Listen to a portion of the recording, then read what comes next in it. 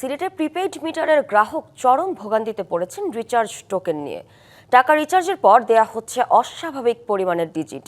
৮০ থেকে ২৪০ সংখ্যার টোকেন নম্বর তুলতে ভুল হচ্ছে বেশিরভাগেরই। অনেকের মিটার হচ্ছে লক, সেই মিটার সচল করতে আবার গুনতে হচ্ছে বাড়তি টাকা। এমন পরিস্থিতিতে রয়েছে বিদ্যুৎ বিভাগের অসহযোগিতার অভিযোগ, যদিও তা অস্বীকার করছেন কর্মকর্তারা। সিলেটে প্রিপেড মিটার নিয়ে ভোগান্তিতে নাকাল এমন অসংখ্য গ্রাহক। প্রিপেড মিটারের রিচার্জের পর অস্বাভাবিক লম্বা ডিজিটের টোকেন আসছে মেসেজে।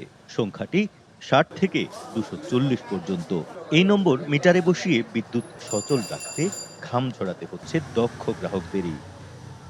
আর যারা একটু বয়স্ক কিংবা অনভিজ্ঞ, তাদের জন্য এটি যেন এক বিভীষিকা। হরহামেশাই লক হয়ে যাচ্ছে মিটার, ফলে তীব্র গরমে বিদ্যুৎহীন থাকতে হচ্ছে ঘন্টার পর ঘন্টা। 200টা দে 300টা দে নম্বর দিয়ে আমরা তো এইটা করে আমরা খিলা চালাইম। আমি নিজের দোস্ত জানি না, একবার দুইবার তিনবার মারার পরে মিটার লক। আমার মতো মানুষ যদি এটা না করতে পারে, বয়োবৃদ্ধরা আছেন, অনেক প্রতিবন্ধী মানুষ হয়তো আছেন, তারা কিভাবে এটা করবে?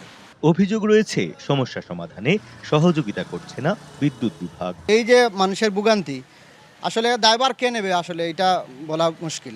নগদ নিয়ে এলো হার না মানা হার অফার।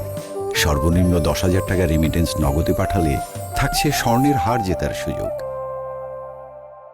তারা কইছে ২০টা করে মাইরা ঢুকাইবেন, তাই আমি সব সিরিয়ালগুলো আমি ঢুকাই আইছি, পরে কার্ড আহে নাই। যদিও বিদ্যুৎ উন্নয়ন বোর্ড বলছে, বিদ্যুতের মূল্যহার পরিবর্তন হয় আবাসিক প্রিপেড মিটারে ৬টি ধাপে বিল হিসাব হয় এবং প্রতিটি ধাপের ইউনিট মূল্য নতুনভাবে নির্ধারিত হয়েছে।